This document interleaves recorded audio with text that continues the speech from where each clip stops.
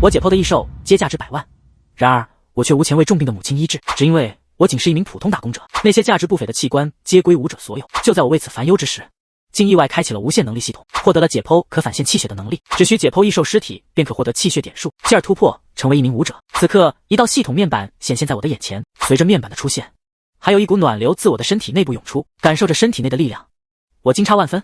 如今总算拥有了自保之力，想必能在此次行动中存活。不过仅有1级，还相差甚多，至多只能应对曹快罢了。对方上有3位武者队友，更有4星武者刘队长这等恐怖之人。原来就在不久前，我不慎听到曹快几人的谈话，他们欲将我们一行人全部投喂给异兽，故而为了能够成功存活，我还需变得更强。于是我将视线投向解剖能力的介绍，看到解剖异兽能够获取一定的气血，我双目一亮。我当下身边最不缺的便是异兽的尸体，随即我取出一条黑蛇的内脏，伴随成功剥离，眼前的虚拟面板产生变化，已成功解剖黑蛇异兽内脏，气血点数加2点，当真可行，一个器官便能增添2点气血。我不禁呼吸急促起来，眼神中增添了一丝期盼，此乃何种概念？在我尚未辍学时，学校天赋最佳之人乃学年校花，其1个月也仅提升35点气血，而我解剖一具尸体，便近乎等同于天才校花1个月的努力。于是我不再多言，而是埋头苦干。系统的声音持续在我脑海中响起：你成功解剖下黑蛇异兽内脏，气血点数加2点；你成功解剖下黑蛇兽脊椎，气血点数加4点；你成功解剖下黑蛇兽苦胆，气血点数加3点。15分钟的时间，我解剖了3只黑蛇兽的尸体，获取了46点气血，加之此前的160点，净值突破至204点，即为2级武者。我当下全然具备实力碾压曹快。正当我欣喜之际，远处骤然传来曹快的声音：好好好，都不听话是吧？还有这般多异兽未解剖，看来是要给你们一些教训。曹快叫嚷着从远处走来，气势汹汹，他的目光正恶狠狠地盯着我，脸上还带着若隐若现的残暴笑意。他故意缓缓朝我走来，在路过身旁最近的一个中年男人时，突然停下。此时我与曹快相距不足10步，我清晰地看到曹快对我露出残忍的笑容，那其中蕴含着杀意。未待我回应，曹快身旁的男人猛地撒腿奔逃，其眼神满是恐惧。此男人先前遭过曹快一记耳光，年近40且头发花白，不知是谁家之父，他想必是产生误会。曹快显然受惊不小，慌乱地朝我这边跑来。拦住他，都给我拦住他，今日若有谁放他跑了，我便打断谁的腿。曹快望见他逃跑的方向，骤然显出几分残忍且戏谑的笑容，令人毛骨悚然。中年男人愈发惊恐，自刚才挨了那一巴掌起，他便隐约察觉出异样。曹快与以往所遇的武者不同，这家伙极其狠辣，所言之事真会付诸行动。他如受惊的马般疯狂朝我这边奔来，看得出他已下定与我拼命的决心。但我未动，就这般任男人从我身旁跑过，只是我虽未阻拦，其他在货工却将他拦住。中年男人被摁在地上，抖如筛糠，满脸绝望。而让人意想不到的是，曹快并未第一时间去找他，而是缓缓走到我身旁，表情骤然变得极为狰狞。你为何不拦住他？气氛凝结，所有人都看着我，眼神复杂，有庆幸，有畏惧，也有幸灾乐祸。就在所有人都觉得我会跪地求饶之时，我却眉头一挑：我是你爹啊，你让我拦我就拦。场面瞬间变得鸦雀无声，搬运工们都睁大眼睛，满脸的难以置信。这小子疯了不成？你说什么？听到我的话后，曹快先是一愣，随后狰狞的脸上多了一抹涨红。这次我未回答他的问题，而是挥起拳头砸去。找死！曹快双眼一冷，也抬起拳头相迎，他的拳头带着呼啸声，显然没有丝毫保留。其他人下意识地移开视线，一脸的不忍。他们甚至都已能想象到我手臂骨折的情景。咔嚓一声清脆的骨裂声响起，紧接着便是此起彼伏的惨叫声。所有人心里都是咯噔一下，为我默默哀悼着。然而很快，他们察觉到了异样，这惨叫声怎好像是曹快的。当他们下意识抬头看去时，看到了令人难以置信的一幕：曹快躺在地上，抱着已然完全脱臼的手臂，痛苦的呻吟翻滚着，而我则冷冰冰地站在一旁，毫发未损。这究竟是怎么回事？你是武者？你竟然是武者！曹快一脸惊愕与惶恐。你这样的人都是武者，我为何不能是？我眼神冰冷，毫无一丝怜悯之意。你竟敢动手伤我，你死定了！队长快来！他转身朝着远处的搬运车大喊。剩下的3个武者在那边，他此刻唯有一个念头，那便是杀了我，比他强又如何？毕竟他这边有4人，带队长几人过来，定要将我碎尸万段。他听到远处的脚步声，脸上的笑容愈发得意起来。可当他畅想后续之事时，却听到身后传来搬运工们惊慌的呼喊。他下意识转头，瞳孔猛然收缩，只见我拎着满是鲜血的解剖刀，几乎贴到他的脸上，喉咙里发出如野兽般低沉的声音：你杀我，还是我杀你？我认为自己是个很理智的人。当我知晓自己无法成为武者时，便选择了退学。而此刻我明白，和对方一旦动手，便是你死我活的局面，所以我不打算留情，毫不犹豫的一刀。那是18岁饱含愤怒的一刀。救我！刘队长，救我！曹快惊恐呼喊，他真的恐惧。此刻他唯一的期望，便是赶过来的3个队友。搬运车距他们的位置不远，也就30-40米。早听到动静的几人已下车。带头的刘队长看到再次举起解剖刀的我，面色巨变。你敢！噗嗤，我把刀刺入对方脖颈，直至其断气。我浑身血迹斑斑，许是初次杀人，我内心翻腾不已，但强大的意志使我格外理智，竟敢杀他。我做到了。刘队长目睹倒在血泊中的尸首，其眼神似能夺命。面对如此凶狠的目光，若换作他人，恐已避开视线。然我未动，因我深知此时万不可慌乱。我从容不迫地甩去刀上血迹，淡然言道：杀了他又如何？你们缺战力，我比他更强更狠，并且我缺钱。原本恼怒的刘队长闻此数言，竟意外地平静下来。不错，他们却缺人手。顾儿凝视我片刻后，他缓缓问道：你何名？境界怎样？我望着他，平静道：张毅，2级武者。甚好，从此刻起，你便是我们小队一员。你率他们处理此地尸体，便上车出发。刘队长说道。刘队长别有深意地看我一眼，而后带着余下2人转身登车。至于曹快，他连瞧都未瞧一眼。队长，我们就这般放过他了？他可是杀了曹快啊！回到车上，另一名武者满心愤懑道：那能如何？你没见那小子已杀红了眼，此刻与他火拼，只会削弱我们自身战力。莫忘了，我们到此的目的究竟为何？刘队长面色阴沉，满心不快。那便这般放过他了。那名武者心有不甘道。刘队长摇头冷笑：放心，接下来的路段，异兽会比往常多不少。他这般能打，就让他打头阵吧，正好为我们开路。3人发出张狂的笑声，笑声透过车窗，最终传入我耳中。队友刚亡，他们竟还能哄笑，果真都非善类。好在我短期内是安全的，接下来就安心随队伍提升实力便好。不管对方此次前来的目的是什么，待至下一次停车之地，我便寻觅时机逃离。刘队长乃是4星武者，其带着的另外2人亦是2星，与之正面对抗断不可行。如此想着，我便带人着手处理余下的尸体。车上的刘队长透过那后视镜，将一切皆看在眼中。见我老实的开始分解异兽尸体，其嘴角泛起一抹嗜血之笑。半小时后，我将最后1具尸体解剖完毕，身体传出噼里啪啦之声。解剖8具尸体，气血增长146点，总气血达至352点，我已达到3级武者之境。与此同时，我的眼前再度弹出面板，提示我已成功解剖10只异兽的尸体，可学习解剖反现这1、2级能力。询问我是否学习。见到系统的面板提示，我并未即刻做出决定，而是垂手陷入沉思。首先依据系统的提示，2级能力仅能获取1个，故而学习的契机定要牢牢把握，毋庸置疑。就能力而言，最佳的2级能力为猎杀，击杀10只的异兽之难度可想而知。即便最低级的异兽，亦有着比同境界武者更为强悍的身体素质与力量。稍作思考后，我决然放弃学习2级解剖反现，我无法确保能够顺利逃脱。倘若逃跑失败，我便需直面此地的异兽。依刘队长的行事作风，定会令我前往前方打头阵，充当炮灰。猎杀可完美适配战场，亦能与第2次获得能力所给予的武学奖励相配合。我放弃该奖励后，远处亦传来刘队长等人的催促，东西弄好便走。我近乎是被刘队长3人架上了车，座位上的几人虎视眈眈，显然对我存有戒备之心。他们此次开来2辆搬运货车，车前方有2排座位，而我则坐在后面，左右各有1名武者。不知车行驶了多久，直至太阳开始朝后山落下，方才缓缓停下。他们抵达一片密林前，此间不断飘出极为浓郁的血腥味，且周围寂静异常，使人感到隐约的不安。忽然，刘队长带着另外2人将我的后路全然堵死，随后冷冰冰地开口道：张毅，你去打头阵进行探索吧。他们眼神不善，仿佛我若拒绝，便会即刻动手。这不就是想让我当枪去开路吗？我心中暗笑，果如我所料。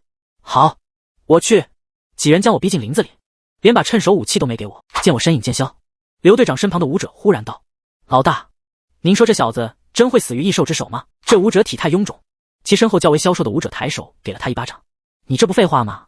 这小子一看就是个新手，此地又是异兽频繁活动区域，他不死也得重伤。届时你我进去将他解决。既然决定动手，就务必不留活路。你们俩悄悄跟在后头，把他引过去，逐个击破。刘队长冰冷的脸上愈发狰狞，得等他精疲力竭时，你们再动手，绝不能让他有任何生机。我这人厌恶意外。2位武者做出一个 OK 的手势，毫不拖沓的离去。刘队长忽然忆起我杀曹快时的情景，心有不安，又将那被我救下的男人一把拽来。在对方惊惧的目光中，刘队长竟从怀中掏出一把手枪，塞至他手中。若张毅能活着出来，你便在暗处寻机射杀他。中年男人脸色煞白，双腿颤抖，本欲拒绝，可瞧着刘队长那如杀人般的眼神，愣是不敢出声。别跟我耍花样，否则后果你清楚。做完这一切，刘队长这才坐在地上开始磨刀，所有注意力皆集中在不远处的林子上。林子里，我打了个寒战，感觉背后涌起一股寒意，似乎有某物在暗处窥视自己。于是我下意识回头，身后却空无一人。最远处本可看到来时之路，然因那些摇曳的树枝遮挡视线，已全然不见刘队长等人。我仿若被世界遗弃，孤独地置身于这荒郊野外。此种心慌之感持续加剧，我牢牢攥住解剖刀。此刀乃专门用于解剖异兽之物，约30多厘米长，与某些水果刀相仿，当作对抗凶残异兽的武器，着实难以砍杀。不过好在其锋利程度能给我些许慰藉。蓦地，一阵急促的脚步声在我身后响起，连同地面落叶扬起的沙沙声。我整个身体一沉，腰间顺时针朝身后转动，手中的解剖刀猛地朝后方挥去。由于用力过猛，我握着解剖刀的手掌微微颤抖，手臂上更是青筋突起。扑哧一声，寒光一闪即逝，我感觉刀砍进了血肉之中，伴着腥臭的血液将刀牢牢卡住。我整个人也被一个壮硕的黑影撞倒在地。随后我便看清了对方的模样，那是一只灰狼，确切地说是一只异兽，其外形与灰狼无异，唯一的不同便是它极为壮硕，仿若某个狼群的狼王，且那口中的獠牙恰似2把钢刀，獠牙反射着寒光。灰狼兽是最为常见的一种低等异兽，2、3级不等，它们由最普通的灰狼进化而来，仅那锋利的獠牙和浑身的力量有所变化。按理而言，我应对这只异兽的胜算应为73，只因异兽智商较低，在同等水平的对抗中往往处于劣势。但这是我首次面对异兽，缺乏经验以致吃了大亏。也正是这一扑，让我知晓异兽的危险。灰狼兽似乎已饥饿许久，双眼泛着幽绿色的光芒，张开血盆大口朝我的脖颈咬来，我甚至能闻到其中的恶臭。于是我用力抽动砍在对方肩颈处的解剖刀，径直扎向对方的脖颈处。这个动作我颇为熟悉，故而速度极快。噗噗噗，随着我不停地挥动手中的刀刃，一次又一次，使这只异兽的杀招无法得逞。灰狼兽的脖子绵软地耷拉在我身上，口中流淌出腥臭的鲜血，双眼已然完全失去了光泽。我喘着粗气，初次对战异兽的畏惧渐消，兴奋取而代之，这是肾上腺素飙升的生理反应。我克服了恐惧，若再遇异兽定能轻松应对。我从地上爬起，明白与异兽厮杀须无畏，绝不能退缩，否则必死。稍作冷静后，我割下灰狼兽的一只耳朵，脑海中不断响起你成功分解灰狼兽的一只耳朵，气血加2点的声音。我为继续分解，缓缓起身朝深处走去。我体力有限，必须合理使用，直至击杀10只异兽才行，那是我的活路。不远处隐藏的胖兽旁，2位武者对视，都从对方脸上看到惋惜。没想到这小子战斗天赋不错，如此顺利就杀了一只异兽。看来队长所言不虚，我们还是小心些，多吸引些异兽过来吧。胖子无奈地说道。瘦子在一旁点头，却明显不悦，骂道：真他妈晦气，那就让他再蹦跶会儿，看他一会儿怎么死。40分钟后，扑哧一声，我又砍死一只灰狼兽，一屁股坐在地上。在持续的厮杀中，我身上留下许多大小伤口，好在都不致命，体力也耗费大半。若不是成为武者，恐怕我此刻已倒地不起。好在这一切都值。你已成功解剖10只异兽的尸体，可学习猎杀2级能力，是否学习？是。我毫不犹豫地选择了学习。我话音刚落，忽然金光乍现，随后响起系统人性化的感叹声，再次获得学习能力奖励，随机抽取中。哇！金色传说，你再次获得能力，随机抽取，奖励暴击，奖励龙血药剂1瓶，奖励终极武学泰山拳1本，掌握能力猎杀 LV2， 针对异兽期间所有属性翻倍，包括但不限于力量、反应、悟性、掌握能力等。龙血药剂，终极武学。看到系统的奖励后，我不禁呼吸急促起来。虽说我此前并非武者，但也听闻过这2样东西。龙血药剂在武者圈子中可谓是最火爆的药剂商品，据说无论何种情况服用，都能在10几秒内迅速恢复武者的消耗状态，对武者级别100%有效。不仅如此，它还能在短时间内快速止血，并加强肾上腺素的促进药效，10分钟期间能发挥120战斗力。可惜它只对武者级别有用，不然可称之最为伟大的发明药物。即便如此，1瓶也被炒到10几万的天价，令无数武者梦寐以求。而终极武学更是非同凡响，武学可视为5格斗游戏里的技能，学会后能发挥出强大威力。武学的等级划分较为简易，仅分低、中、高、特4级。因武学大多由往昔的武术演变而来，故而极为珍惜。据说一本低级武学便能卖出10几万，中级武学更是价值上百万。且未必能学到其精髓。我竟得到一本终极武学，其强大程度难以言表。可以这么说，拥有武学的武者，在同级较量中必定能击败没有武学的，而终极武学又必定能胜过低级武学，其含金量极高。泰山拳的武学径直融入我的脑海记忆。我恍惚间看到一道消瘦的人影，人影缓缓抬手出拳，腰腿同时发力，身体发出啪的一声，带出一拳。此拳具泰山之威，空气呼啸，隐约间似能看到流动的气已有了形状，空中传来低沉的鸣响，让人能感受到这一拳的威力，仿佛有着千斤之力。人影悄然消失，我的视线亦逐渐恢复。我一脸茫然地立于原地，不知何时，手中多了一瓶血红色的药品。我感觉自己仿若刚才那人，武学与我记忆中极为熟稔，仿佛已学习多年，随时可施展。未曾想这武学竟是印刻在记忆之中。要知道，通常的终极武学，若无人教导，1年半载，连入门都难，而我竟直接掌握了。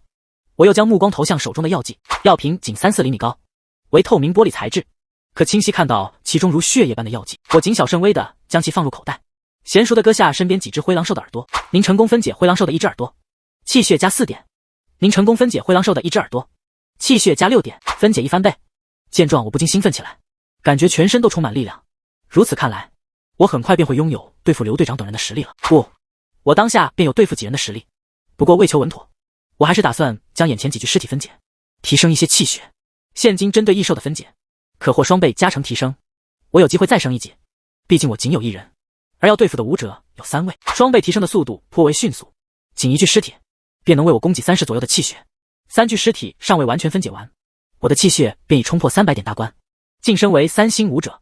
我的体力亦有所恢复。正当我欲继续之时，远处传来咆哮声。此杂乱咆哮声不似一只异兽，倒更似一小批兽潮。我紧握着手中的解剖刀，面色微变。此地怎会出现小批兽潮？除非刘队长够狠。我深吸一口气，眼神中的意味愈发浓重。这个刘队长比我所料想的还要狠。原以为对方会借我打头阵，探查位置，未曾想对方仅是单纯的欲让我葬身此地，不引致大量异兽聚集，形成小批量兽潮。然而若换作1个小时前，我或许会感到头疼与绝望。可现今，我紧握着手中的解剖刀，眼神愈发凌厉，目光死死盯着那暗处的方向，直至第1只异兽冲出。那是一只野猪，浑身布满褐色毛发，体型硕大，凶神恶煞。咔嚓一声，沿途地面上手腕般粗壮的树枝被其轻松踩碎，足见此家伙的力量。在几十米外，已爬上树干的兽武者捧腹大笑，他透过望远镜观察着远处的我，一脸得意。这下他有福了，能享受10几只异兽带来的福利。一旁的胖武者也同样通过望远镜观察，嘴角扬起相同的笑意。没料到竟能引来一只山猪王兽，这可是堪比4级武者的异兽，其冲撞的蛮力，就连队长都不敢正面抵挡。这小子必死无疑了。两人心中皆已判定我的死刑，手持望远镜，兴奋地等待着结果。然而观看不到3秒钟，两人同时将望远镜放下，揉了揉眼睛，似是看到了什么而怀疑自己眼花。没错，他们定然是眼睛花了，不然怎会看到我比山猪王兽更为兴奋呢？我不是该恐惧吗？然而当他们再次望去时，终于确定自己并非眼花。只见我3步并作2步，而后小跑化作奔跑，大步流星地朝着山猪王兽奔去。这小子竟要与山猪王兽正面硬刚。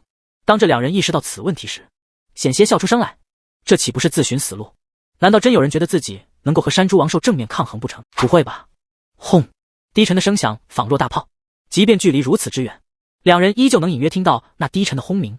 紧接着他们便瞧见山猪王兽如同一辆侧翻的卡车，倒地后开始抽搐，而其头骨已然完全塌陷。啪嗒，两人的望远镜同时落地，打了个寒战。眼睛花了，没错，一定是眼睛花了。那小子怎可能击碎山猪王兽的头骨？就算是刘队长也无法做到。在两人所处的空间里，气氛略显凝固，直至被兽武者的笑声打破。嘿嘿，胖子，你咋引来一只受伤的猪王兽？胖子一怔，接着双眼渐渐明亮起来。我也没留意，没料到如此凑巧，让这小子捡回一条命。是的，绝对是凑巧，那小子不可能有这般本事。倘若真有这样的本事，也不会被他们逼进林子里。两人越说越自信，都觉得是他们没留意到这只异兽的伤情，这才让我钻了空子，得以击杀异兽。对，一定是这样。这小子不过是个2级武者，怎能做到如此地步？别看他现在威风，说不定早就受了严重的内伤，强撑着只是为了震慑余下的异兽。胖子越说越自信，已然完全给自己洗脑了。接下来的战斗，这小子有苦头吃了。此时，我甩了甩发麻的手臂，察觉到手臂上的酸麻，眼神中流露出一丝兴奋。在猎杀的加成下，我刚才那一拳配合上武学，或许连5、6级的武者都能抗衡一下，正好可以熟悉一下这泰山拳的力量。我抬头望向林子里，那儿有更多的异兽冲上来，多数都是灰狼兽之类的，属于那种颇为常见，战斗力又并非很强的异兽品种。至于像山猪王兽这般的异兽，就没有动作迅速，快如闪电，整只手臂近乎抡圆的甩动着，拳头但凡触碰到异兽的任何部位，都会即刻使那处塌陷，仿若碰碎一块水嫩的豆腐。一只只异兽纷纷倒在我跟前，扑哧一声，寒光闪过，一只只异兽的耳朵落地。接着趁对方失神之际，我一拳砸向对方脑袋，成功分解蛮牛兽的一只耳朵，气血加6点，成功分解蛮牛兽的一只牛角，气血1加6点。我的动作愈发娴熟，力量亦愈发强大，手中的解剖刀能够精准地找准异兽弱点，配合着我的挥动，一个个异兽倒在血泊之中，我仅是随手一挥，便能砍下对方的鼻子和耳朵，足见其强悍之程度。好，最后一只猴子犹豫着开始后退，双眼满是恐惧。在他眼中，我已非人类，而是恶魔。他从未见过有人类能一拳打爆异兽头骨。最终，他不堪眼前人类给予的压迫感，转身如疯了般逃窜。胖瘦2位武者震惊地望着这一幕，不约而同地倒吸一口凉气。二人对视，皆能从对方眼中看到震惊与畏惧。他们先前的推测似乎全然错误，而且这小子貌似会武学，甚是恐怖的武学，怎么办？胖子声音略显虚浮，显然是有些惧了。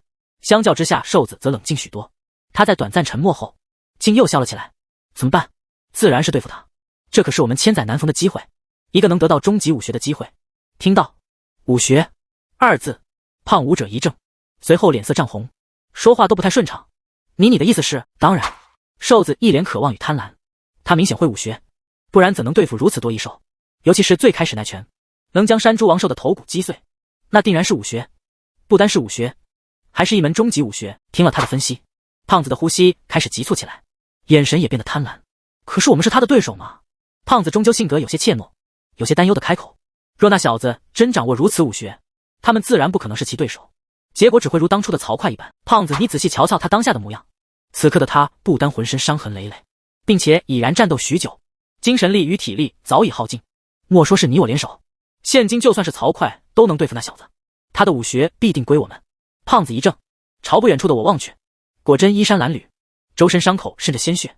我面色苍白，显然是失血与劳累所致，握着解剖刀的手都在发抖。再看他们二人，一个个容光焕发，每人手中还持有专门对付异兽的大刀，其长度足有半米。胖子兴奋的浑身颤抖，他怎能不激动呢？就连刘队长都无武学。走，咱2个去拿属于我们的东西。瘦子见时机已成熟，与胖子纵身跃下。我此时晃晃悠悠地立在原地，满脸的迟疑。我现今已然疲惫不堪，就连站立都颇为艰难，是否使用龙血药剂呢？这物件价值不菲，倘若带回去的话，定然足够为母亲医治了。就在我踌躇不定之时，一阵脚步声传来，是胖瘦2位武者。在队伍中，这2位给人留下的印象不深，乃至我都不知他们的姓名，只晓得他们是刘队长的手下。2人一左一右，将我可能逃跑的路径封死，一脸残忍地盯着我。张毅，把你的武学交出来吧，我们给你留条命，否则就将你留在这儿喂异兽。胖子一脸戒备。武学？听到他们的话，我先是一怔，而后眼神逐渐变得冰冷。原来这2人一直在暗处跟踪自己，说不定刚才那些异兽也是这2人引来的。这些人竟不是想让我冲锋陷阵，而是要直接置我于死地。瘦子感受到我凶狠的目光，又想起方才被击杀的那些异兽，下意识的后退一步。不过他即刻便意识到不妥，自己竟被一个毛头小子的眼神逼退。想到此，他心中一股怒火猛地燃起。特么看啥看，还跟老子装是吧？你现今恐怕连解剖刀都握不住了，赶紧把武学交出来。只要你将武学交出来，我们保证不伤害你，把你留在这儿。虽说有危险，但你起码还有存活的机会，不是吗？瘦子清楚我不好对付，因而恩威并施。不过他心底从未想过放过我，而是要杀人灭口。毕竟武学之事绝对不能让刘队长知晓，否则定会被夺走。噗嗤，我忽然笑了，你们怎么就能这般肯定我一丝力气都没了呢？说着，我缓缓把手放进口袋，掏出一瓶如血液般的药剂。药剂一出，2人脸上的笑容同时一致，双眼瞪大。他们境界等级虽低，但平日里也能接触到药剂，虽说大多是些最简的，可他们也听说过所谓的龙血药剂。龙血药剂？胖子双眼圆睁，笑容彻底凝固在脸上。不错，没想到你们还挺有见识。我一脸感慨道：放你娘的屁！这要是真的龙血药剂，我跟你姓。你要有这身价，还会跟我们出城？瘦子猛然破口大骂，一副已然将一切看透的模样。胖子，别跟他废话了，这小子在拖延时间，咱俩一起上。瘦子说道。瘦子率先出击，刀被他舞动的呼呼作响，寒光如流星追月般袭来。他一动，我也动了。我毫不迟疑地将龙血药剂灌入口中，同时向后撤步。药剂进入喉咙的瞬间，我大脑嗡的一声，药剂似乎在进入口腔后瞬间爆炸开来，刺激着大脑皮层，使我精神一振。我感觉到源源不断的力量从身体里涌现出来，那种满血复活的感觉难以言表。不愧是花大价钱的好东西，我心中不禁感叹。看着凭借蛮力冲上来的瘦子，我冷笑一声。经历了与异兽的搏杀后，我才发觉这人不过是个半吊子，无论是动作还是力量，都与那些拼命的异兽相差甚远。要不是异兽智商不够，恐怕这家伙连一只最低级的异兽都杀不死。我只是身子轻轻一侧，便躲开了对方的一刀，接着干净利落地抬起拳头，从左往右狠狠甩去，砸向对方脑袋。这是泰山拳。瘦子只觉眼前的我一晃，就躲开了他的一刀，随后便感觉有如同陨石般的东西飞向他的脸颊。没错，就是陨石。以上是按照您的要求进行的改写，希望能满足您的需求。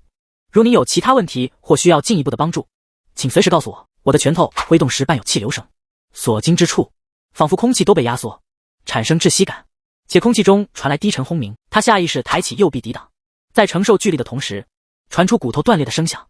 咔嚓，我的拳头带着瘦子的手臂砸向他的脑袋，瘦子摔倒在地，直接昏迷，手臂呈现诡异弧度。瘦子被瞬间秒杀。胖子终于从震惊中回过神，望着我的眼神中仅余恐惧。那确实是龙血药剂。救命啊！胖子惊慌大叫，转身逃窜。我并未追赶，而是将目光投向地上已昏迷的瘦子。显然对方已丧失战斗力，此地的鲜血也引得周围传来嘶吼，想必很快会有更多异兽赶来。我冷静思索一番，我准备返回。如今我有能力应对刘队长，无需再深入冒险。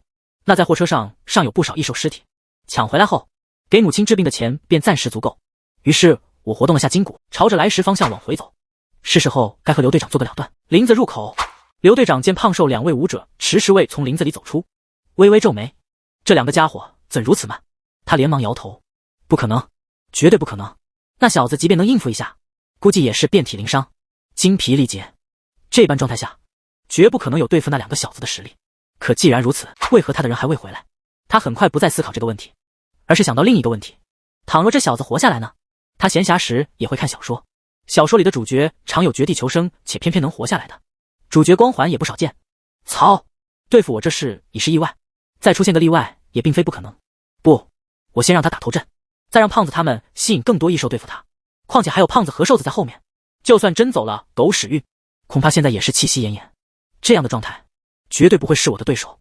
刘队长自言自语道，他的天赋水平在武者中属最低档，可他能成立自己的小队，靠的便是小心谨慎。想到此处，他忽然将目光投向角落里发呆的中年男人，目光寒意十足。他大步走到那人身前，一把将其提了起来。别杀我！中年男人颇为紧张。刘队长神情严肃地道，倘若一会张毅出来了，你就趁其不备，给我将他射杀。他已然杀了1名武者，若能出来，便证明杀了3名武者，定然不会放过你们。可要是你做得好，我不但会带你回去，还会分给你足量的龙饼。中年男人好似被吓呆了，只得不停地点头。没问题。他拼命地点头，仿佛生怕刘队长动手一般，直至对方完全松开了手，他才又缩在了角落，只是眼神和神情皆有些迟疑，握着手枪的手在微微颤抖。他仅仅是一个普通人，不管是刘队长还是张毅，都是他招惹不起的人。刘队长未再瞧中年男人一眼，而是坐在一旁闭目养神。他知晓不论稍后回来的是谁，此次之事也该做个了断了。不过在他想来，此事无论怎样都只会有一种结果，那便是自己存活，而张毅必死无疑。很快他听闻远处林子里传来一阵脚步声，于是他拿起一旁早已备好的望远镜，一眼便看到从林子里走回来的人影，那是张毅。看到熟悉的身影，他并未有过多异样，可仔细查看后，神情明显变得异样。林路上，张毅身上诸多伤口已然结痂，面色红润至极，毫无一丝虚弱之态。刘队长一怔，心中惊惶，那小子或许会回来，概率极小，但并非毫无可能。可他精神状态如此之好，怎会如此？毕竟若他真的走出，那势必表明已然解决了隐匿的异兽和胖瘦2名武者。在此等级的武者，不可能历经那般残酷的战斗，仍精神饱满。难道他在里面歇息了一番？这更是不可能之事。他进入的时间总共就那么一点，根本不足以修行。至于药剂，刘队长压根未考虑药剂之事，因为低级药剂不可能有那般强劲的效用，高级药剂他自己都难以触及。凭和张毅能够接触到武学的话，就无需多想了。与药剂几乎是同一道理，而且越是高级的武学，越不可能被这般小子学会。他脸色接连变化，最终归于平静，冷笑一声。虽说自己精神状态不错，可对方是4级武者，且带队猎杀异兽多次，战斗经验极其丰富，不论怎么想，自己都绝非其对手，况且对方还有后手。于是他拿起一旁闪着寒光的长刀，默默等待着。没过多久，我从林子里走出，一眼便看到严阵以待的刘队长。难道对方早料到我会出来，是提前用望远镜看到了我？我注意到他身旁放着的望远镜，我眉头微蹙。看样子你受伤了，需不需要我帮你包扎一下？刘队长的话语带着几分关切，看上去仿佛真的在为我受伤而担心。见状，在场众人内心皆涌起一股寒意，毕竟他威胁中年男人射杀我的话语，他们听得明明白白，甚至有一刹那，他们觉得先前看到的情景皆是错觉。我稍作迟疑，随后摇头：你可真会演，不过事已至此，你还当我是小孩吗？少废话，动手吧！我直接识破对方想让我放松警惕的意图，接连几刀砍去，1刀、2刀、3刀，刀刃相碰，发出金属撞击的咣咣声，甚至有火星迸溅。这几刀都被刘队长拦下，然而刘队长的面色却不佳。你是3级武者，他感受着刀刃上的力量，略感惊讶，但很快这份惊讶就化为了不屑。区3级，即便你与我同为4级，也绝非我的对手。武者之间在没有武学的情况下，对抗靠的便是经验，他确实经验丰富，手中的刀能轻易挡下我的攻击，甚至还能从变换的角度攻击我的要害。两人的刀短暂的相持，陷入僵持，我的手掌不住颤抖。显然这个角度我有些难以应对。刘队长的神情愈发狰狞，眼神中更透露出一丝兴奋，他似乎已然能够看到，他本以为能将我一刀砍翻，可却觉出异样。我明明处于劣势，却毫不慌张，眼神平静地盯着他，仿若胜券在握。紧接着我骤然松开手中刀，顺利使刀身卸力，令他这一击扑空。借此空隙，我挥起了拳头。哼，愚蠢，竟为这一拳舍弃手中刀。刘队长见我如此，当即讥讽一笑，他抬起一只手去抵御这一拳，另一只手握着刀开始变换角度。他已然能料到即将发生之事，自己的一只胳膊拦下对方攻击，至多退后一步，而他手中的刀会取我性命。然而就在我拳头快要击中他的前一刻，他总算察觉到不对劲之处，这一拳怎会如此响亮？拳头带动的空气都在颤动，更伴有低沉轰鸣。他尚未及多想，便觉手臂传来一股巨力，恐怖的力道借手臂砸向他的脸。那瞬间他的笑容僵住，砰咣当，他整个人因这巨大力道而晃晃悠悠，准备出击的刀也坠地，最终实在未能保持平衡，一屁股坐地。他坐在地上，满脸震惊，只觉头皮发麻。我认为你所言不错，若无武学基础，仅靠战斗经验，可惜我会武学。我居高临下的看着他，再度举起拳头。坐在地上的刘队长瞳孔骤然收缩，知晓自己此般状态无法逃脱，遂忽然表情狰狞的大喊道：动手啊，还等什么？再不动手就没机会了。咔嚓，随着他的声音落下，我听到一声手枪保险打开的声音。我的动作一滞，下意识顺着声音看去，瞳孔收缩，只见当初险些被曹快杀害的那个中年男人，此刻正端着枪紧张地盯着我，那黑洞洞的枪口正对着我。这突如其来的意外令我始料未及，我怎能想到呢？我虽未直接救下这个中年男人，却也算是间接相救，可如今这个男人竟拿枪对准我的脑袋。武者境界的我虽说身体素质较强，然而尚未达到能用肉体抵御枪支的程度，无奈之下我只得停止手中动作。刘队长骤然大笑起来：小子，你还嫩着呢，即便你身怀武学，那又能怎样？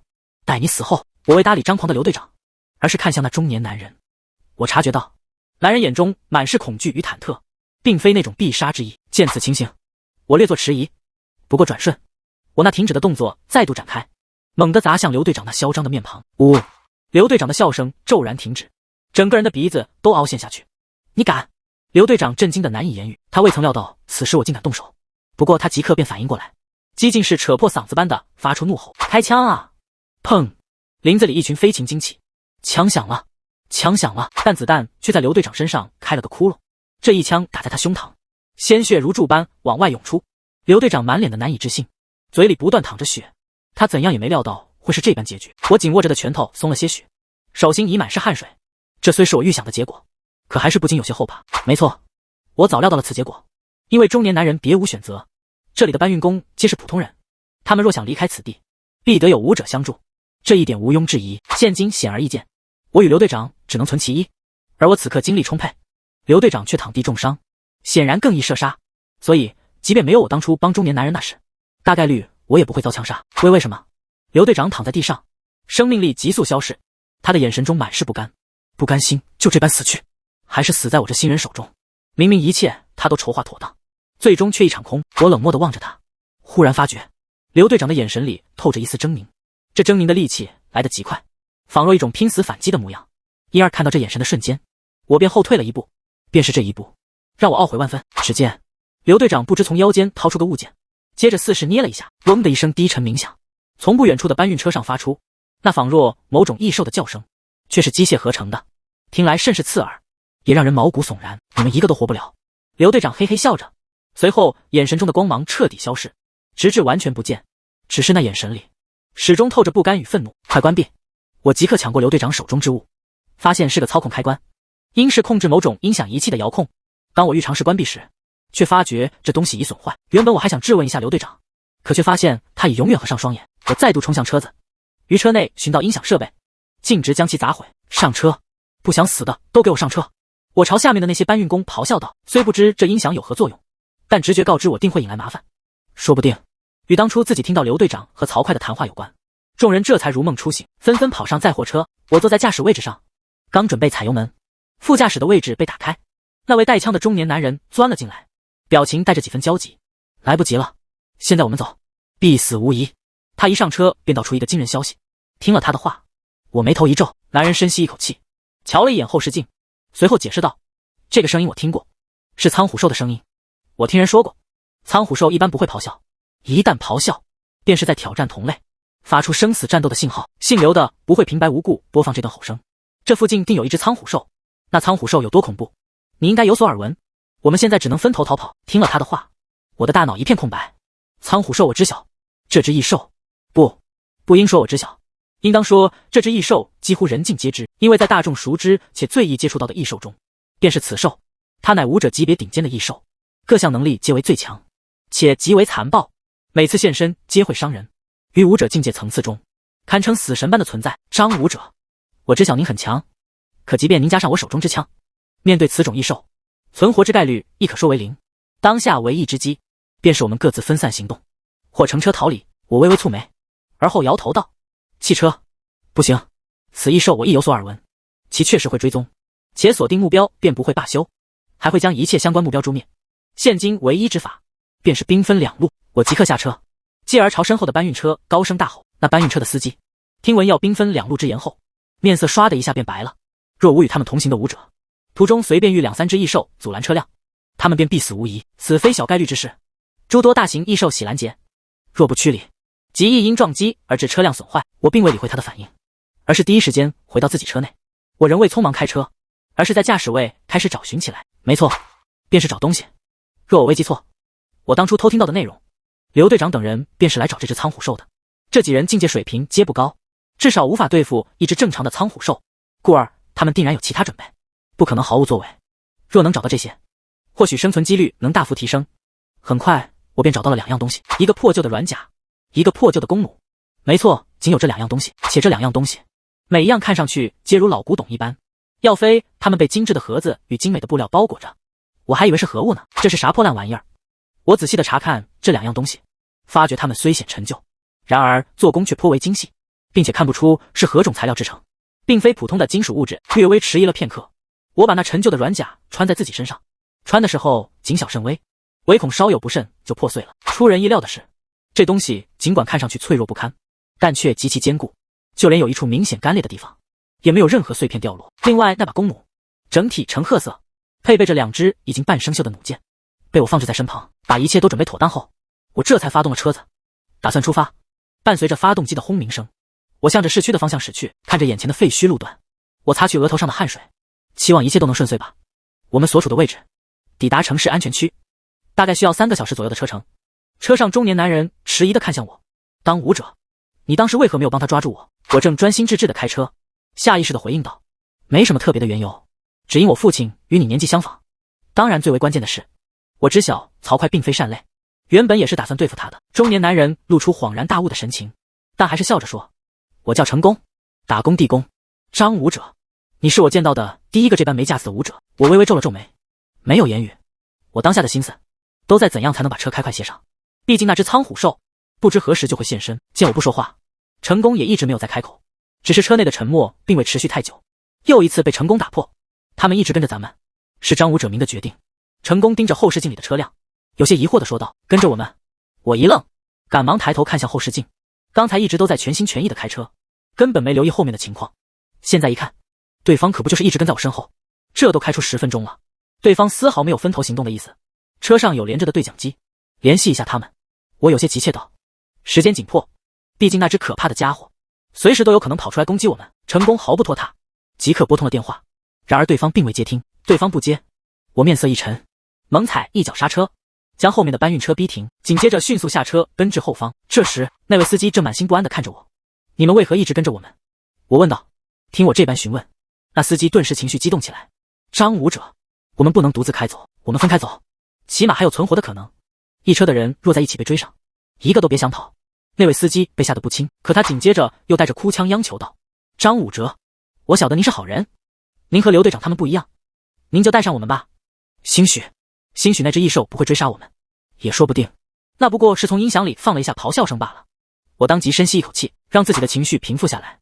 我并非圣母，我很明白自己必须回去，也很清楚若不分路继续前行的危险。我把车门打开，直接掐着对方的脖子将其提了起来，话语中透着杀意：“我只讲最后一遍，别再跟着我们，不然我会让你如刘队长他们那般死在此处。你们自己驾车走，尚有50%的存活几率，别非要自寻死路。”砰的一声，我直接把对方扔进车里，转身重新坐上自己的车并发动。然而车子没开出多远，我的脸色便彻底阴沉下来，只因后面的车子突然加速超车，跑到我的前面，随后就这般在前方领路。我一加速，对方也加速，始终与我保持着一定距离。妈的！我强忍着一脚油门追尾上去的冲动，不停地调整着呼吸。下一刻，我直接把车停下，见我停车，前方的车也缓缓停下，但却保持着一个相对安全的距离。在这个距离下，倘若我靠近，对方能够立刻启动车子，这可把我逗乐了。人怕死本是正常，可我着实没想到，这些人竟敢将性命压在自己身上。这次我不着急走了，一屁股坐回驾驶位，打个哈欠说：“大叔，我不走了，您要是想活命，就去前面那车那儿试试吧，反正您有枪，能拿枪威胁他们。”陈宫脸色难看且茫然，问道：“啥叫你不走了？”我摊开手掌，意思很明确，前面那些胆小怕死的人觉得跟着我们就安全，可我不这么认为，所以我不走了，就等那异兽再次出现时赌一把。倘若那异兽首要攻击目标是前面那辆车，那我便有活命机会。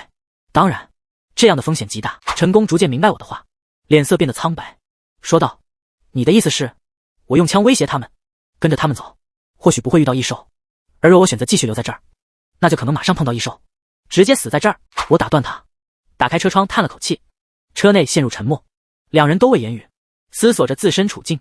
我抚摸着那物件，一言不发，可眉宇间的担忧已表明一切。前面那辆车的人显然已怕死到极点，让我们直接离开他们，各自分开是不可能的。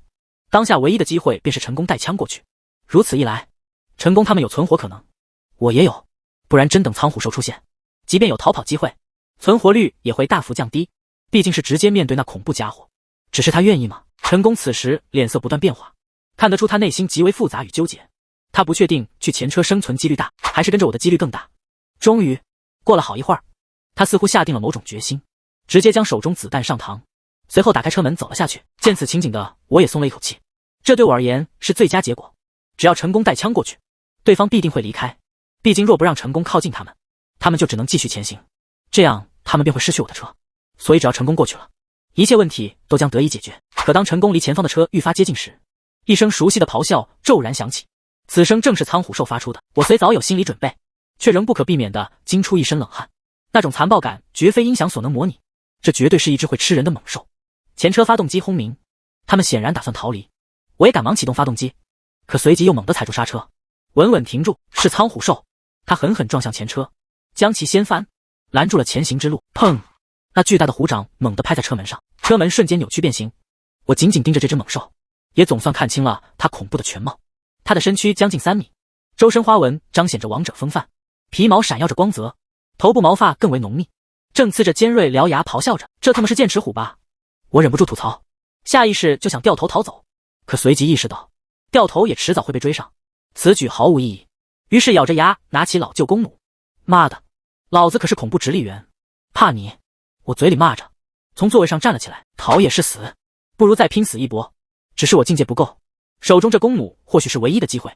此刻这家伙的注意力全在前车上，这倒是个难得的好时机。等等，准备动手的我忽然瞪大双眼，似乎发现了什么。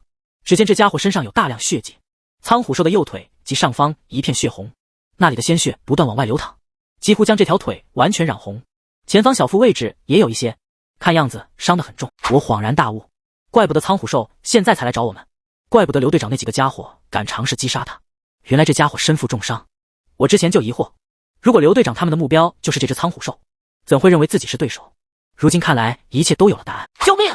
救命啊！苍虎兽已将前车驾驶舱玻璃打碎，把那位司机拖了出来，在他惊恐绝望的目光中将其撕碎，鲜血四处飞溅。我险些想要移开视线，可终究还是忍住了，毕竟得找寻时机出击。我初次使用弓弩，为确保能击中关键部位，非得靠近些不可。明白这个问题后，我紧咬牙关下车，逐步靠近对方。50米、30米、20米，还不够。最终我在距对方10米左右的地方停下，我甚至能嗅到对方口中的异味。好在对方的注意力全在食物上，全然没察觉到我的靠近。我把手中的长弩瞄准对方的脖颈，然而迟疑了一下，又重新瞄准对方的伤口部位。在这般近的距离下，我能更明晰地看到那可怖的伤口，从大腿根部处一直延伸至小腹深处，大量鲜血从中涌出，显得极为惊悚。嗖！我决然射出弩箭，从长弩传来一阵让人牙酸的声音，弩箭径直没入伤口的血肉之中，全然消失。紧接着便是愤怒的咆哮，不过这声音里带着几分惨嚎。正在吞食食物的苍虎兽猛地转头，那双如铜铃般大小的虎目死死盯着我，怒火翻腾，冰冷的杀意使我的大脑出现短暂空白。此时此际，我仅有一个念头，那便是我在劫难逃。作为武者级别中最为顶尖的存在，即便身受重伤也不可小觑。我意识到不能再消极等待，遂将最后一根弩箭搭上，瞄准了对方。苍虎兽果断舍弃口中食物，急速朝我冲来。10米的距离转瞬即至，我望着猛扑而来的猛虎，明白逃跑不切实际，只能把所有期望寄托在最后一支箭矢上。在对方扑来的瞬间，我瞄准对方的伤口处，这个位置比刚才更易瞄准，毕竟对方将小腹完全展露出来，故而这一击我精准命中。呜噗嗤，箭矢刺入苍虎兽的小腹，他再次发出一声惨叫，飞扑的身体也失去控制，跌倒在地，朝我滚来。我下意识地往后退，却发现已然来不及。最终这只苍虎兽还是倒在了我的身前，虽说它未直接近身将我撕碎，却仍是一巴掌拍向我的胸口。我顿觉一股巨大力量自胸口传来，整个人便倒飞出去，砰的一声，重重砸在地上，发出沉闷声响，五脏六腑皆疼痛难忍。我听闻一声清脆之响，穿于身上的软甲竟爆裂开来，全然失效。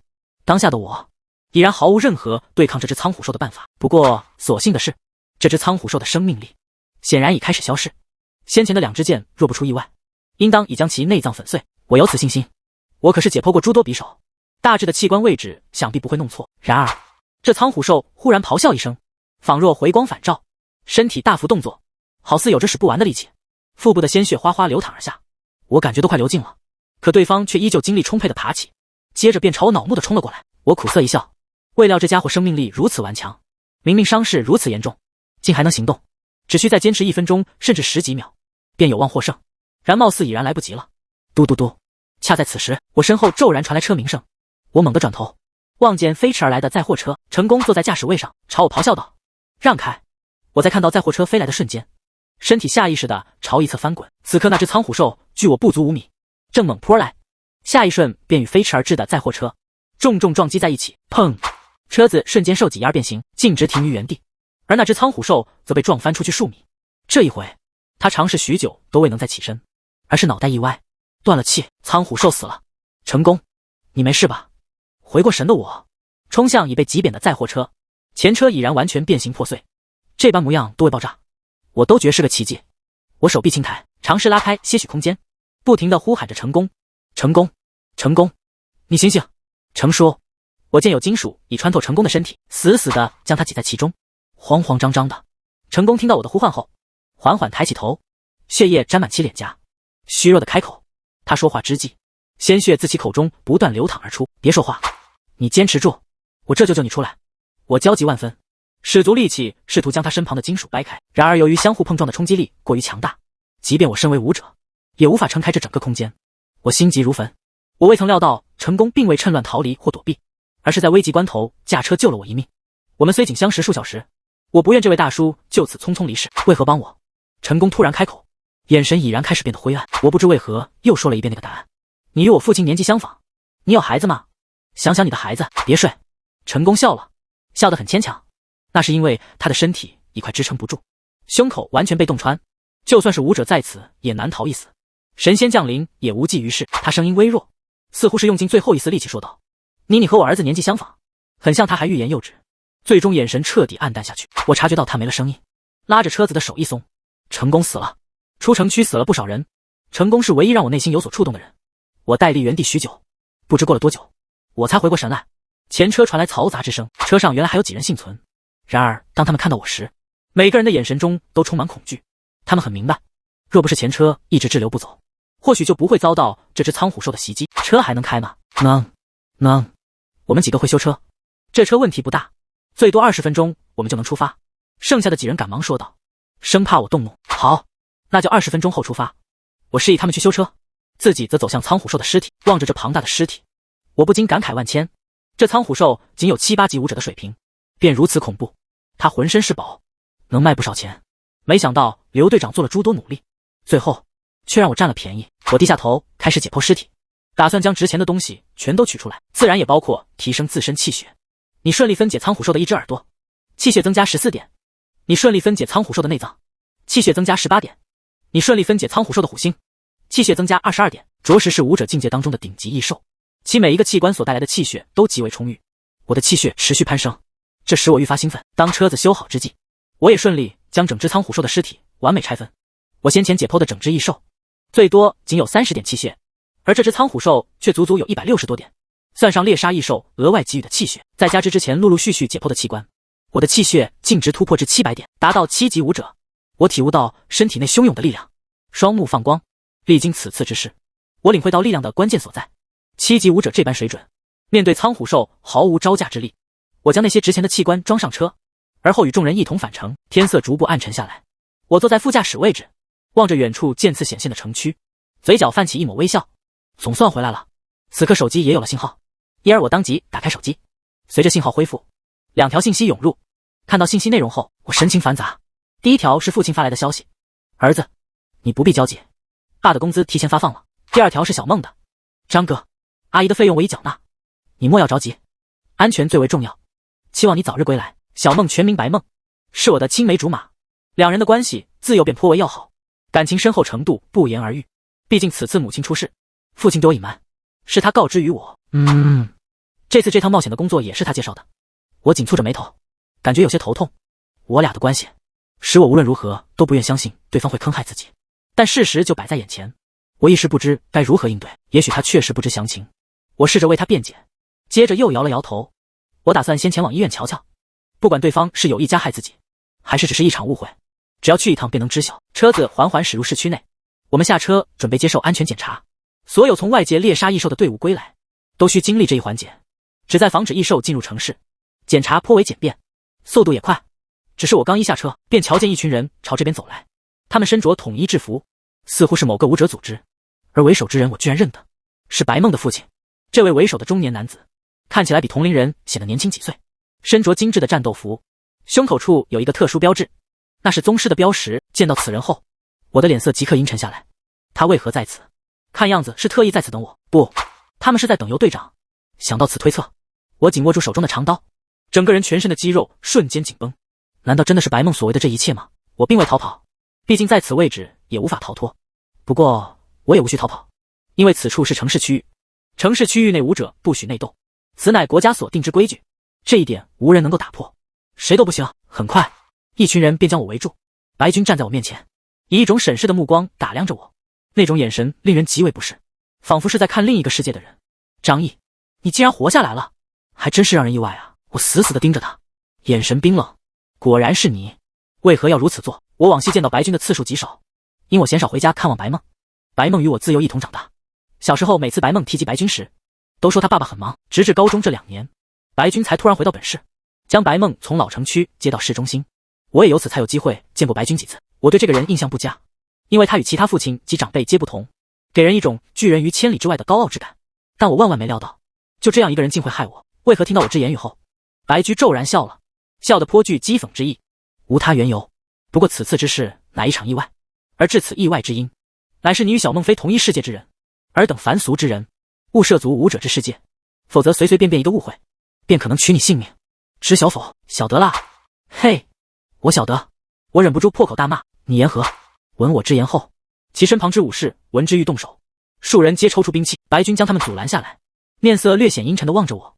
小子，若非顾念小孟之情面，你连见我之机缘皆无，为人当有自知之明。见此情形，我径直以同样之语气与动作回击道：老匹夫，要非念及小孟之颜面，你连与我言语之契机皆无，为人当具自知之明。白军显然被我之话语气得不轻，然其旋即平复下来，以一种极度蔑视之眼神望向我，缓缓言道：我知晓，你与小孟乃青梅竹马，如此行事会令你颇为难受。听闻你母亲罹患重病，急需一笔钱款，此张卡内有50万，足以为你母亲医治。取了此钱后，勿再自寻烦恼，离小孟远些。言罢，其自口袋中掏出一张黑卡，递至我面前，其笑容甚是得意，仿若断定我定然会取。诚然，白军便是如此所想，盖因其以为我全然无任何拒绝之由，恐我径直将其手中之黑卡击落于地，打一耳光，再与一甜枣。你莫非认为我不知羞耻乎？亦或认为我乃3岁孩童？我劝你勿要倚老卖老，你自以为当下事业有成，全然因你活得长久。你18岁之时尚不及我一丝一毫，且待我至你此般年纪时，定然不会如此不通人性。闻我之言后，白军面上之笑容渐趋僵硬，取而代之的是愤怒。小子，你莫要不识好歹，年轻人冲动是需付出代价的。想想你亦或你的父母，他们能否承受此般代价？若无此钱款，你之母亲如何是好？莫非欲靠你每次以命搬运异兽尸体之那点微末收入乎？我瞧着他那副自以为是的模样，无奈的摇摇头。我着实不懂你何来的自信，以为年长些便能臆断他人的人生前程。你自以为是的所谓看透一切，不过是个痴人的妄想罢了。这钱我不会要，并非我意气行事，而是我并不缺那点钱。至于你要我离小孟远点，我是不会走的。我不能因他有个不明事理的父亲，便让他丧失自己的社交。白军微微眯起眼，极为不快地说道：倒是挺有骨气，我倒要瞧瞧你如何做到。那就走着瞧吧。我也不想再与他多做纠缠，毕竟母亲还在医院等我。见我离去的背影，白军身旁的一个白毛掏出匕首，双眼闪着光，道：老大，您跟他啰嗦什么？就这毛头小子，无论怎样都配不上小姐，让我去教训他几回，打到他服气为止。算了。啪！白军的巴掌狠狠抽在他脸上，表情冰冷地说：找人灭口的事我还没找你算账，你还敢再次多嘴，我让你教训他一顿，何时让你杀人了？白毛被这一巴掌打得没了气焰，有些紧张地说道：大哥，我也是为了小孟着想，这小子就是个辍学生，成不了武者，在普通人里也啥都不是，这样下去会耽误小姐的。白军见他说的诚恳，也就没再多说什么。不用担心，他很快就会明白，在这世上没钱没实力便会举步维艰，很快他就会因高昂的医药费来求我见面。白军似乎已预见到那画面，嘴角勾起一抹笑容，大手一挥：走吧。与此同时的另一边，我回到检查地时，脑海中想的都是白梦的事。就目前情况而言，白梦并未害我，此事虽因白梦而起，但皆是白军所为。至于我说的误会，实则并无误会，对方做了便是事实。唉，头疼。我揉了揉脑袋，一时不知该如何面对白梦。我们俩是青梅竹马，感情一直很好，两人也算是心有灵犀，这一点毋庸置疑。只是后来我没了武者天赋，便主动断了与他的联系。然而一想到白梦，我内心便安宁了许多。罢了，顺其自然吧。这般想着，我推开了检查室的大门，才刚刚踏入，便有一位20出头、身着黑色包臀裙的小姐姐热忱地迎了上来：您就是张一张先生吗？我微微一怔，眼神中流露出几分迷惑。你是？我是专门负责接待您的，叫我小昭就行。请问这次出行带回来的苍虎兽是您猎杀的吧？算是吧。我迟疑了一下，点头后还是如实说道：这事儿没必要隐瞒，况且我还打算询问对方能否直接将异兽收走呢。小昭听到我的肯定答复后，那精巧的小脸上骤然泛起绯红，兴奋地握住我的双手：像您这样的英才百年难遇，请您务必加入我们的武者公会，我们会给予您最优厚的福利待遇。听了他的话，我蹙起眉头，颇为警惕地审视着他，将自己的手掌从对方绵软的小手中抽离出来。什么意思？让我加入武者公会？小昭见我未受其影响，眼神中显出几分诧异，随后神色如常地说道：是的，您有所不知，我们这儿有许多武者组织驻守，就是为了招揽您这样的武者人才。我是第2武者公会的人，方才我听您同行之人讲述了你们此次击杀苍虎兽的经过，所以我当即决定来邀请您。小昭在此向您担保，必定给您新人最丰厚的待遇。您目前所在的公会是哪一个？我仔细端详着他的模样，见他不似说谎之态，这才徐徐开口道：“我还未注册舞者，没有注册。那更加了，只要您愿意，我此刻即刻就能为您办理所有手续。”小昭似乎愈发兴奋了。见此，我愈发警惕地打量着对方。若没有此次行程，我或许会毫不迟疑地应下，但此次行程过后，让我知晓了社会的险诈。这件事我先斟酌斟酌。另有一件事，我想要问您。小昭并未强求，显然双眼的光芒有些暗淡。我那只异兽尸体，你们能否收购？自然可以。通常一只苍虎兽可收10万，小昭愿给您市场最高价15万，15万领我一金。我知晓异兽值钱，却未料如此值钱。15万呐！我父亲为人打工，拼死拼活1个月仅8000，莫非您不满意？倘若您不满意，我私自为您补贴5万，20万我再镀一金。私自补贴5万，你家莫非有印钞机不成？那不必了，就15万吧。今日能否交付？正常来讲需8个小时，我先为您垫付。稍等我5分钟。小昭干脆利落的操作，手机被按得噼里啪啦响。弄完后，便让我安心等候。5分钟后，20万到账，其中5万是我给您的补贴。我说过，您是人才，就该有人才的待遇。您无需有压力，不愿来我们舞者工会也无妨，全当我与您交个朋友。小昭展露出甜美的笑容，我嘿嘿一笑，眼睛瞪得老大。